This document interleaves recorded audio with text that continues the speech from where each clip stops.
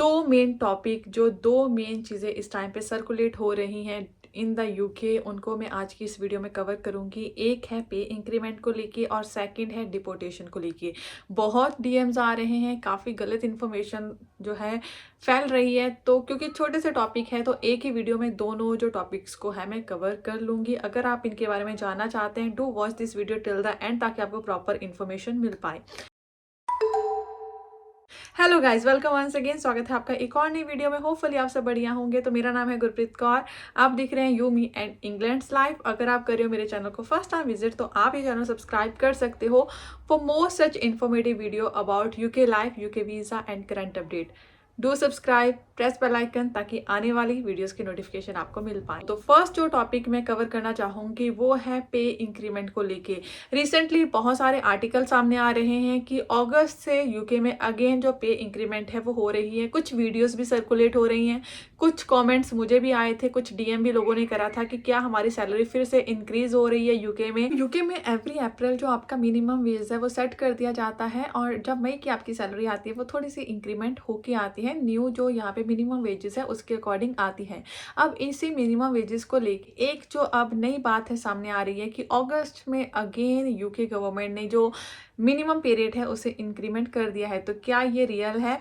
तो जब मैंने इसके बारे में रिसर्च करनी स्टार्ट करी तो मैंने काफ़ी जो आर्टिकल्स थे वो रीड करे, एंड काफ़ी आर्टिकल्स में से बात करी गई थी कि अब आपकी पॉकेट में थोड़ी ज़्यादा मनी आएगी फ्रॉम अगस्त, क्योंकि यूके गवर्नमेंट ने इंक्रीमेंट करा है। पर जब मैंने इसके बारे में ऑफिशियल साइट पे जाके सर्च करी कि क्या ऑफिशियल साइट पे ऐसी कोई अनाउंसमेंट हुई है, तो 5 अगस्त 2025 को ऑफिशियल साइट पे एक आर्टिकल शेयर करा गया था, पब्लिश करा गया था, जिसमें बारे में बात करी गई है कि जो यहाँ पे बैंड का डिस्क्रिमिनेशन होता है सैलरी में, उसे हटाया जाएगा।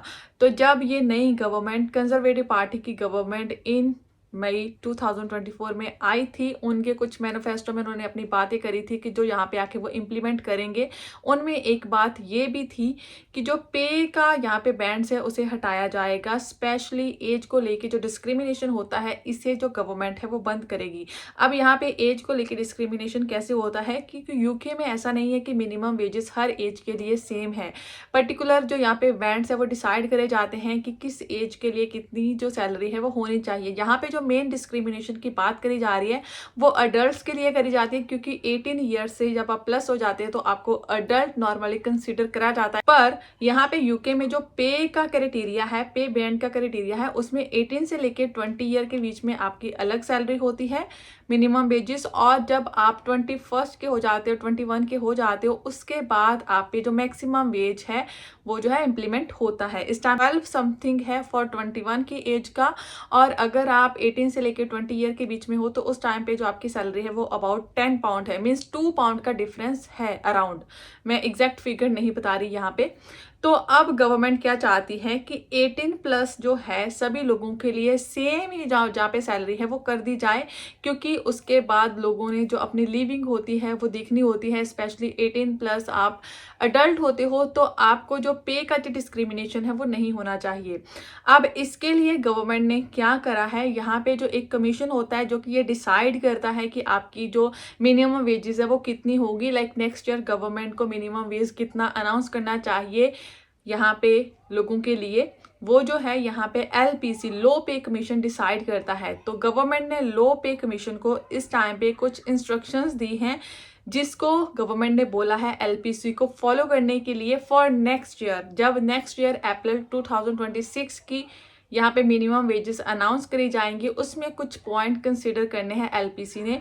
उसमें जो फर्स्ट पॉइंट है वो यही है कि जो यहाँ पे बैंड वाला क्राइटेरिया है उसे हटाया जाए। प्रॉबेबली जब 2026 की सैलरी अनाउंस होगी, मिनिमम वेजेस अनाउंस होंगे, उस टाइम पे हो सकता है कि 18 से लेके 20 वाला कॉलम नहीं रहेगा, जो 21 प्लस वाला कॉलम नहीं रहेगा। एक्चुअली में हो सकता है उस टाइम पे डायरेक्टली 18 प्लस के लिए जो वेज है वो बताई जाए।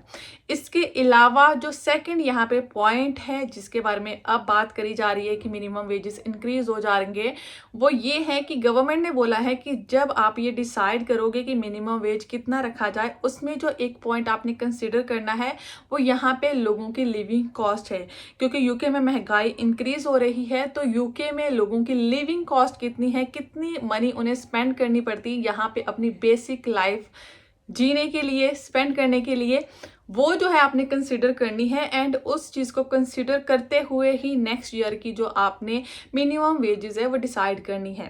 तो आने वाले ईयर में प्रोबेबली ऐसा बोला जा रहा है कि ये 2 बड़े चेंजेस होंगे, जिसके थ्रू हो सकता है कि जो मिनिमम वेज यहाँ पे बढ़ेंगे उसका अमाउंट थोड़ा ज़्यादा रहेगा। एंड सेकेंडली उन लोगों पे बहुत बड़ा अफेक्ट होगा जो 18 से लेके अभी 20 ईयर की एज के बीच में है। ऐसे लोगों को हो सकता है नेक्स्ट ईयर से ज़्यादा सैलरी मिले।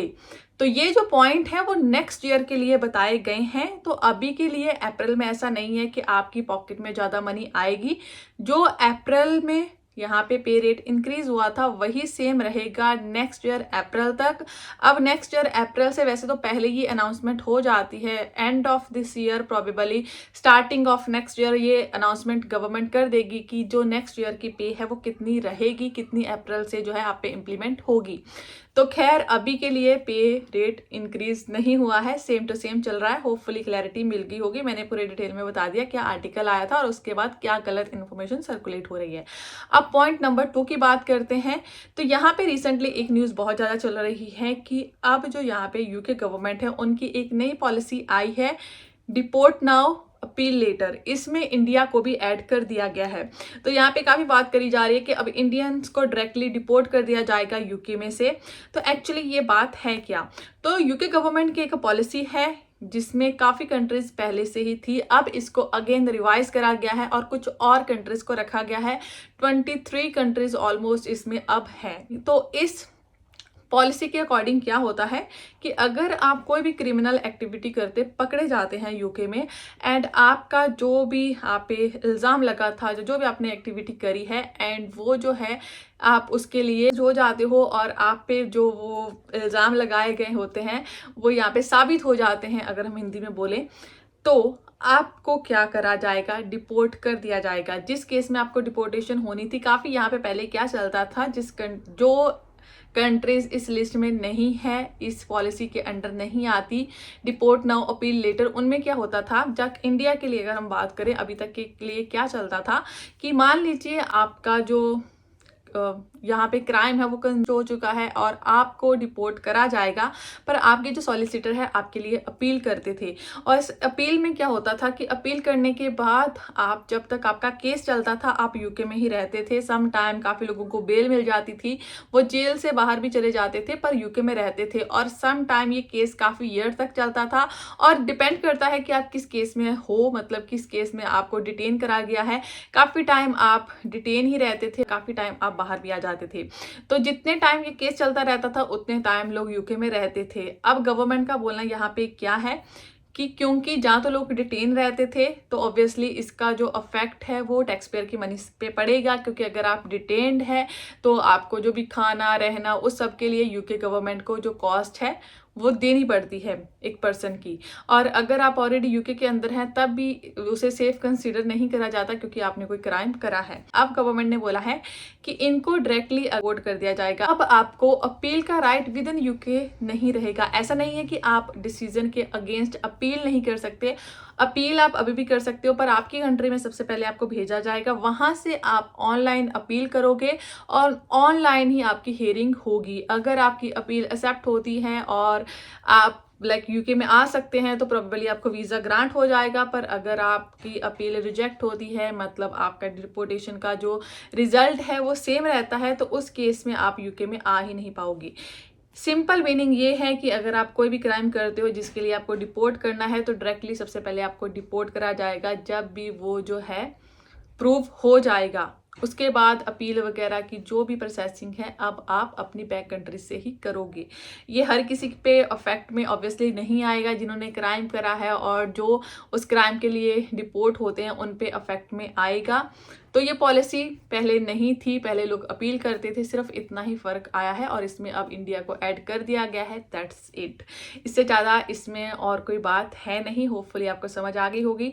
तो ये 2 चीज़ें बहुत ज़्यादा सर्कुलेट हो रही थी, तो मैंने सोचा क्विक वीडियो इसके बारे में बनाई जाए। बाकी रिसेंट अपडेट्स के बारे में वीडियो पोस्ट करती रहूँगी और इंस्टाग्राम पे मैं ट्राई करती हूँ कि डेली कुछ ना कुछ जो यहाँ पे नई अपडेट्स आती हैं वो इसमें शेयर करती रहूँ। तो अगर आपने अभी तक मुझे इंस्टा पे फॉलो नहीं करा है वो कर लीजिएगा। इसके अलावा टिकटॉक के पे भी फॉलो कर सकते हो। मेरे सारे सोशल मीडिया अकाउंट का जो लिंक है नीचे डिस्क्रिप्शन में आपको मिल जाएगा। इसके अलावा आप मेरा सेकंड यूट्यूब चैनल भी सब्सक्राइब कर सकते हो। अगर आपका कोई डाउट है let me know in comment section. अगर आप चाहते हैं कि किसी टॉपिक के बारे में स्पेसिफिक वीडियो बनाऊं वो भी मुझे कमेंट सेक्शन में मेंशन कर सकते हैं। तो गाइस जल्दी मिलते हैं नेक्स्ट वीडियो में। Till then keep subscribing, keep supporting, bye bye.